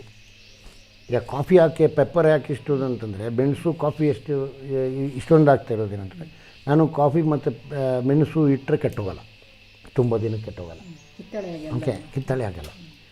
ನನಗೆ ರೆಡಿ ಮಾರ್ಕೆಟ್ ಬೇಕು. ಅದೂ ಇದೆ. ಈಗ ಕಷ್ಟ ಬಿಟ್ಟು ಬೆಳೆಸೋನು ಶೆಲ್ಫ್ ಲೈಫ್ ಭಾಳ ಕಮ್ಮಿ ಇದ್ದರೆ ಓಕೆ ಅದೇನು ಮಾಡೋಕ್ಕಾಗುತ್ತೆ ಸಿ. ಸೊ ಅದಕ್ಕೆ ಒಂದು ಆ ಥರ ಮಾರ್ಕೆಟ್ ಡೆವಲಪ್ ಆದರೆ ಈಗ Nagpur okay loose jacket variety ಕಿತ್ಲೆಹಣ್ಣು ಓಕೆ ಅದು ಎಲ್ಲರಿಗೂ ಅದೇ ಬೇಕು. ಯಾಕೆಂದರೆ ಅವರು ಒಳ್ಳೆ ಚೆನ್ನಾಗಿ ಅದಕ್ಕೆ ಕತೆ ಬರೆದಿದ್ದಾರೆ, ಅದ್ರ ಬಗ್ಗೆ ಇದು ಮಾಡಿದರೆ ಯೂಶ್ವಲ್ ಓಕೆ ಅದು ಜನರಿಗೆ ಇಷ್ಟವಾಗುತ್ತೆ. ಸೊ ಅದನ್ನೇ ನೋಡ್ಕೊಂಡು ಹೋಗ್ತಾರೆ. ಇದು ಕೊಡಗಂದು ಅಂತ ಹೇಳಿದ್ರೆ ಓಕೆ ಅದು ಚಿಕ್ಕದಾಗಿದೆ, ಕಲರ್ ಒಂದಷ್ಟು ಬ್ರೈಟ್ ಇಲ್ಲ, ನ್ಯಾಚುರಲಿ ಗ್ರೋಯಿಂಗ್, ಸರ್ ಪ್ರಶ್ನೆ ಇದು ಜಾಸ್ತಿ ಹೆಲ್ದಿ ಅಂತ ಗೊತ್ತು, ಆದರೆ ಇದು ಬೇಡ ನಮಗೆ. ಸರ್ ಪ್ರಶ್ನೆ ಇದಲ್ಲ, ಕೊಡಗಿನ ಕಿತ್ತಳೆ ಸೈಜ್ ಇತ್ತು, ಹಿಂದೆ ಇತ್ತು, ಭಾರಿ ದಾಳಿಂಬೆ ಸೈಜಲ್ಲೇ ಇತ್ತು ಕೊಡಗಿನ ಕಿತ್ತಳೆ. ಸ್ಮೆಲ್ಲಲ್ಲೂ ಅಷ್ಟೇ, ಎಷ್ಟು ದೂರ ನೀವು ಸಿಪ್ಪೆ ತೆಗೆದ್ರೆ ಸ್ಮೆಲ್ ಬರ್ತಿತ್ತು, ಆದರೆ ಬೆಳೆನೇ ನಾಶ. ಏನು ಅಂತಂದರೆ ಅದು ಬೆಳೆ ನಷ್ಟ ಆಯಿತು ಅಂತ ಬೆಳೆನೇ ಇಲ್ಲ ಅಂತಂದರೆ ಜನರು ತಗೋಬೇಕಲ್ಲ, ಬೆಳೆ ಬರಬೇಕಲ್ಲ, ಅದಕ್ಕೆ ನೀವು ಕತೆ ಹೇಳಬೇಕಲ್ಲ. ನೀವು ಇಲ್ಲಿ ಅದನ್ನು ಪ್ರಮೋಟ್ ಮಾಡಬೇಕು, ಮಾರ್ಕೆಟಿಂಗ್ ಮಾಡಬೇಕು. ಕಿತ್ತಳೆ ಪ್ರಮೋಟ್ ಆಗಿಲ್ಲ ಅಂತ ಕಾರಣ ಹೌದು.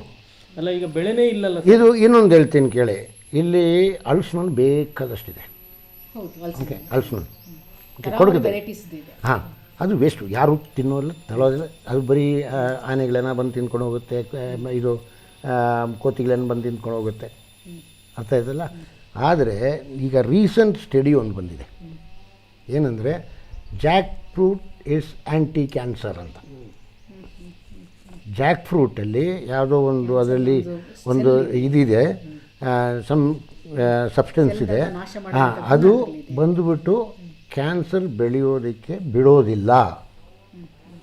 ಸೊ ಜಾಕ್ ಫ್ರೂಟಿಗೆ ಈಗ ಇದು ಹೊಸ ಸ್ಟಡಿ ಮಾಡಿ ಓಕೆ. ಅದೇ ಅಫ್ಕೋರ್ಸ್ ಅದರದ್ದು ಅದು ಯಾಕೆ ಹೆಂಗೆ ಅದು ಹೆಂಗೆ ಸ್ಟಾಪ್ ಮಾಡುತ್ತೆ, ಹೆಂಗೆ ಅದು ಪ್ರಿವೆಂಟ್ ಮಾಡುತ್ತೆ, ಇದೆಲ್ಲ ಸೈಂಟಿಫಿಕ್ಕಾಗಿ ಮಾಡಿದೆ. ಓಕೆ ಅದು ಹೆಂಗೆ ಇನ್ನೊಂದು ಹೇಳಬೇಕು ಅಂತಂದರೆ, ಈ ನಮ್ಮ ಪ್ರಪಂಚದಲ್ಲಿ ಒಂದೇ ಒಂದು ಪ್ರಾಣಿಗೆ ಮಾತ್ರ ಕ್ಯಾನ್ಸರ್ ಬರೋಲ್ಲ. ಯಾವ್ದು ಗೊತ್ತದು? ಆನೆಗೆ ಕ್ಯಾನ್ಸರ್ ಬರೋಲ್ಲ. ಸರಿಗೆ ನೋಡಿದ್ರೆ ಅದೇ ದೊಡ್ಡದಾಗಿ ಬೆಳೆಯೋದು, ಅದಕ್ಕೆ ಜಾಸ್ತಿ ಕ್ಯಾನ್ಸರ್ ಬರೋದು. ಅಂದರೆ ಆನೆ ಕ್ಯಾನ್ಸರ್ ಬರೋಲ್ಲ. ಹೈಯೆಸ್ಟ್ ಆನೆ ಡಯಟು ಜಾಕ್ ಫ್ರೂಟು. ಓಕೆ ಅದು ಅದರಿಂದ ಅದಕ್ಕೆ ಬರುತ್ತಾ ಇದೆ ಅಂತ ಹೇಳೋಕ್ಕಾಗಲ್ಲ, ಅದಕ್ಕೆ ಬೇರೆ ರೀಸನು ಇದೆ. ಬಟ್ ಏನು ಅಂತಂದ್ರೇನು ಅದು ಹುಡ್ಕೊಂಡು ಹೋಗಿ ತಿನ್ನುತ್ತೆ. ಸೊ ಈಗ ನಾವು ಕೊಡಗಲ್ಲಿ ಅದೊಂದು ಈಗ ಎಲ್ಲ ಕಡೆ ಜಾಕ್ ಫ್ರೂಟ್ ಇದೆ, ನಮ್ಮಲ್ಲೇ ಒಂದು ಸುಮಾರಿದೆ. ಎಷ್ಟು ನಾವು ತೊಗೊಳ್ತೀವಿ ಒಂದಷ್ಟು ತಿಂತೀವಿ, ಎಲ್ಲೋಗಿ ಮಾರೋದು, ಯಾರು ತೊಗೊಳ್ತಾರೆ? ಬಿಕಾಸ್ ಎಲ್ಲರ ಮನೆಯಲ್ಲೂ ಇದೆ. But if you want to promote it, ಇಲ್ಲಿ ಕೊಡಗಲ್ಲಿ ಯಾರಾದರೂ ಬಂದು ಒಂದು ಫ್ಯಾಕ್ಟ್ರಿ ಥರ ಹಾಕ್ಕೊಂಡು ಈ ಜಾಕ್ ಫ್ರೂಟ್ ಎಲ್ಲ ತಗೊಂಡು ಅದರಿಂದ ಏನಾದರೂ ಪ್ರಿಪೇರ್ ಮಾಡಿ ಜಾಕ್ ಫ್ರೂಟ್ ಪೌಡರು, ಅದು ಬೀಜದ ಪೌಡ್ರು ಬರ್ತಾ ಇದೆ. ಬಟ್ ಕೊಡಗಿಂದ ಬರ್ತಾ ಇದೆ, ಎಲ್ಲ ಕಡ್ದು ಹಾಕ್ತಾರೆ. ತಮ್ಮ ಫ್ಯಾಮಿಲಿ ಬಗ್ಗೆ, ತಮ್ಮ ಮಿಸ್ಸಸ್ ಮಕ್ಕಳೆಲ್ಲ ಏನು ಮಾಡ್ತಾ ಇದ್ದಾರೆ ಸರ್? ನಮ್ಮ ಮಿಸ್ಸಸ್ಸು ಅವರು ಇಂಜಿನಿಯರೇ. ಸೊ ಅವರು ನಮ್ಮ ಜೊತೆನೇ ಇರ್ತಾರೆ, ನಮ್ಮ ಜೊತೆನೇ ಕೆಲಸ ಮಾಡ್ತಾರೆ. ಮತ್ತು ನನಗೆ 3 ಹೆಣ್ಮಕ್ಳು. ಓಕೆ ದೊಡ್ಡವಳು advocate by training, but she is also more interested in she is a Bharatanatyam dance ಮಾಡ್ತಾರೆ. ಮತ್ತು ಮೇಯ್ನಾಗಿ ಅವರೇನೆಂದರೆ ಅವರೊಂದು ಆರ್ಟಿಸ್ಟ್, ಚಿತ್ರ ಬರೆಯೋರು, ಅದೇ ಅವ್ರಿಗೆ ಮೇಯ್ನ್, ಅವರು ಇಷ್ಟ ಆಗುತ್ತೆ.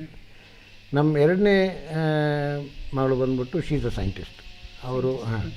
ಅವರು ರೀಜನ್ರೇಟಿವ್ ಮೆಡಿಸಿನ್ ಮಾಡಿದ್ದಾರೆ ಮಣಿಪಾಲ್ ಯೂನಿವರ್ಸಿಟಿಯಿಂದ. ಮತ್ತು ಅವರು ಈಗ PhD ಮಾಡ್ತಾಯಿದ್ದಾರೆ. ಸೊ ಅವರು ನಮ್ಮಲ್ಲೇ ನಮ್ಮ ಲ್ಯಾಬ್ಸನ್ನ ನೋಡ್ಕೊಳ್ಳಿ. 3ನೇ ಅವಳು ಬಂದ್ಬಿಟ್ಟು ಅವರಿಬ್ಬರು ಟ್ವಿನ್ಸು. ಓಕೆ 3ನೇ ಅವಳು ಬಂದ್ಬಿಟ್ಟು ಶಿ ಇದು ಪೇಸ್ಟ್ರಿ ಆರ್ಟ್ಸ್.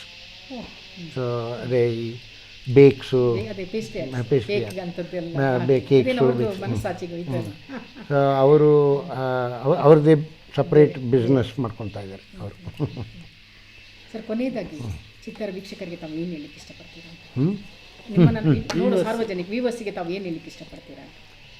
ಅದೇ ಏನು ಹೇಳಬೇಕು ಅಂತಂದರೆ, live a sustainable life, adopt sustainability in every walk of your life. ಎಲ್ಲೆಲ್ಲಿ ನೀವು ಒಂದು ಸಸ್ಟೈನಬಿಲಿಟಿ, ಯಾಕೆಂದರೆ ಒಂದೇನು ಅಂತಂದರೆ ನಾವು ಈಗ ಇಷ್ಟು ನಮ್ಮದು ಈಗ ನಮ್ಮ ಪ್ರಪಂಚ ತಗೊಂಡ್ರೆ ಎಷ್ಟೋ ಸಾವಿರಾರು ವರ್ಷದಿಂದ ಈಗ ನಾವು ಇದ್ದರೆ ನಮಗಿಂತ ಮುಂಚೆ ಇದ್ದವರು ಅದು ನೋಡ್ಕೊಂಡು ನಮ್ಗೆ ಕೊಟ್ಟಿರೋದು. ಈಗ ಈಗಿರೋರು ಅದು ನೋಡಿ ನೆಕ್ಸ್ಟ್ ಜನ್ರೇಷನ್ಗೆ ಅದು ಹ್ಯಾಂಡ್ ಓವರ್ ಮಾಡಬೇಕು. ಸೊ ಅದಕ್ಕೆ ಏನೇನು sustainability should be thought from nursery ಕ್ಲಾಸಿಂದನೇ ಸಸ್ಟೈನಬಿಲಿಟಿ ಆರಂಭವಾಗಬೇಕು. ಎಲ್ಲ ವಾಕ್ಸ್ ಆಫ್ ಲೈಫ್ ಎಲ್ಲದರಲ್ಲೂ ಸೇವಿಂಗ್ ಎವ್ರಿಥಿಂಗ್. ನಮ್ಮ ಪ್ರಪಂಚ ಒಂದು ಒಳ್ಳೆ ಬಸ್ ಆಗಬೇಕು, ಲಕ್ಸುರಿ ಬಸ್ಸು. ಇದು ಒಂದು ಇಂಟ್ರೊಡಕ್ಟರಿ ಕಾರ್ಯಕ್ರಮ ಮಾತ್ರ. ಮುಂದಿನ ದಿನಗಳಲ್ಲಿ ನಿಮ್ಮಿಂದ ಇನ್ನಷ್ಟು ನಾವು ಬಯಸ್ತೀವಿ. ಇನ್ನಷ್ಟು ಸಲ ನಿಮ್ಮನ್ನು ಸ್ಟುಡಿಯೋಕ್ಕೆ ಕರೆಸಿ ಇನ್ನಷ್ಟು ಉತ್ತಮ ಮಾಹಿತಿಗಳನ್ನು ಜನರಿಗೆ ನೀಡ್ತೀವಿ ಅಂತ ನಾವು ಹೇಳ್ತೀವಿ. ಸರ್, ಬಹುಶಃ ತಮ್ಮ ಆಸಕ್ತಿ ಏನಿದೆ, ವೇಸ್ಟ್ ಮ್ಯಾನೇಜ್ಮೆಂಟ್ ಇರ್ಬೋದು, ನೀರು, ಶಕ್ತಿ ಮತ್ತು ವ್ಯವಸಾಯ, ಈ ಎಲ್ಲವನ್ನು ಕ್ರೋಢೀಕರಿಸಿ ಅಗಾಧವಾದ ಜ್ಞಾನ ಸಂಪತ್ತು ತಮ್ಮೊಳಗಿದೆ. ಬಹುಶಃ ಇದು ಸಾರ್ವಜನಿಕರ ಮುಂದೆ ಅನಾವರಣ ಮಾಡೋದು ಮತ್ತಷ್ಟು ಅಂತೇಳಿದರೆ ಭಾಳಷ್ಟು ಜನಕ್ಕೆ ಕುತೂಹಲ ಇರುತ್ತೆ. ನಾನು ಆರಂಭದಲ್ಲಿ ಹೇಳಿದ್ರು, ಒಬ್ಬರು ಸೈಂಟಿಸ್ಟ್ ಅಂತ ಹೇಳಿದ ತಕ್ಷಣ ನಮ್ಮ ಮನಸ್ಸಿನಲ್ಲಿ ಬೇಕಾದಷ್ಟು ವಿಚಾರಗಳು ಬರುತ್ತೆ. ಆದರೆ ತಮ್ಮನ್ನು ನೋಡುವಾಗ ತಮ್ಮ ಅನುಭವದ ಮುಂದೆ ಬಹುಶಃ ಭಾಳಷ್ಟು ಪ್ರಶ್ನೆಗಳು ಹಂಗೆ ಬಾಕಿ ಉಳ್ಕೊಂಡು ಹೋಗುತ್ತೆ. ಯಾಕೆಂತ ಹೇಳಿದರೆ ತಾವು ಭಾಳಷ್ಟು ಪೇಟೆಂಟನ್ನು ಹಕ್ಕನ್ನು ಪಡ್ಕೊಂಡವು. ತಾವು ಮಾತಿಗೆ ಹೇಳ್ತಾರೆ, ಇದು ನನ್ನ ಪೇಟೆಂಟ್, ಇದು ನನ್ನ ಪ್ಯಾಟೆಂಟ್. ಹಾಗಾಗಿ ಅನೇಕ ಜನರಿಗೆ ತಮ್ಮ ಬಗ್ಗೆ ಮಾತನಾಡುವ ಮತ್ತು ತಮ್ಮ ಜೊತೆಗೆ ಭಾಳಷ್ಟು ಕುತೂಹಲವನ್ನು ಕೆರಳಿಸುವ ವಿಚಾರಗಳನ್ನು ಹಂಚಿಕೊಳ್ಳೋಕ್ಕಿರುತ್ತೆ. ಮತ್ತೊಂದಿನ ಖಂಡಿತವಾಗಿ ಸ್ಟುಡಿಯೋಕ್ಕೆ ತಾವು ಬರಬೇಕಾಗುತ್ತೆ. ಒಂದು ಮುಕ್ತವಾಗಿ ಸಾರ್ವಜನಿಕರ ಮುಂದೆ ಚರ್ಚೆಯನ್ನು ಇಡೋಣ ಅಂತ ಹೇಳ್ತಾ ಸುಮಾರು 1 ಗಂಟೆಗಳ ಕಾಲ ನಾನು ಮತ್ತು ಆನಂದ್ ಕೊಡಗು ಅವರು ಮುಕ್ತವಾಗಿ ತಮ್ಮ ಜೊತೆ ಮಾತನಾಡಿದ್ದೇವೆ. ಬಹುಶಃ ಅವರು ಒಂದು ಒಳ್ಳೆಯ ವ್ಯಕ್ತಿಯಾಗಿ ಅಥವಾ ಸಮಾಜಕ್ಕೆ ನಿಮ್ಮ ಕೊಡುಗೆ ಭಾಳ ಅಗಾಧವಾಗಿದೆ, ಅದನ್ನು ನಾವು ಕೂಡ ಬಳಸ್ಕೊಳ್ಬೇಕಾಗುತ್ತೆ.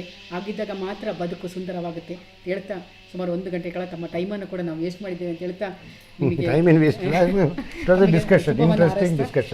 ಶುಭವನ್ನು ಹಾರಿಸ್ತಾ ಮತ್ತಷ್ಟು ವಿಚಾರಗಳನ್ನು ನಾವು ಮುಂದೊಂದು ದಿನ ಚರ್ಚೆ ಮಾಡೋಣ ಅಂತ ಹೇಳ್ತಾ ಕಾರ್ಯಕ್ರಮಕ್ಕೆ ಬಂದು ನಮ್ಮ ಜೊತೆಗೆ ಇಷ್ಟೊತ್ತು ಮಾತನಾಡಿ ಉಪಯುಕ್ತವಾದ ಜ್ಞಾನ ಬಂಡ ಅವರನ್ನು ವೃದ್ಧಿ ಮಾಡಲಿಕ್ಕೆ ಅವಕಾಶ ಮಾಡಿಕೊಟ್ಟ ಡಾಕ್ಟರ್ ರಾಜಾ ವಿಜಯ್ ಕುಮಾರ್ ಮತ್ತಷ್ಟು ಅವಕಾಶ ಮಾಡಿಕೊಟ್ಟ ಡಾಕ್ಟರ್ ರಾಜಾ ವಿಜಯ್ ಕುಮಾರ್ ಅವರಿಗೆ ಮನದಾಳದಿಂದ ಕೃತಜ್ಞತೆ ಮತ್ತು ವಂದನೆಯನ್ನು ಸಲ್ಲಿಸ್ತಾ ಇದ್ದೇನೆ. ಬಹುಶಃ ನಿಮ್ಮ ಮುಂದೆ ನಾವೆಲ್ಲ ಹುಲುಮಾನವರು ಅಂತ ಹೇಳ್ತಾ ಆ ರೀತಿ ಅನೇಕ ಜ್ಞಾನವನ್ನು ಮತ್ತು ಸುಮಾರು 46 ಪೇಟೆಂಟ್ಗಳನ್ನು ತಮ್ಮ ಬುಟ್ಟಿಗೆ ಹಾಕ್ಕೊಂಡು ಇನ್ನೂ ಕೂಡ ಕಾಯ್ತಾ ಇದ್ದೀರಾ ಮತ್ತಷ್ಟು ಪೇಟೆಂಟ್ಗಳನ್ನು ತಾವು ಪಡ್ಕೊಳ್ಳೋಕ್ಕೆ.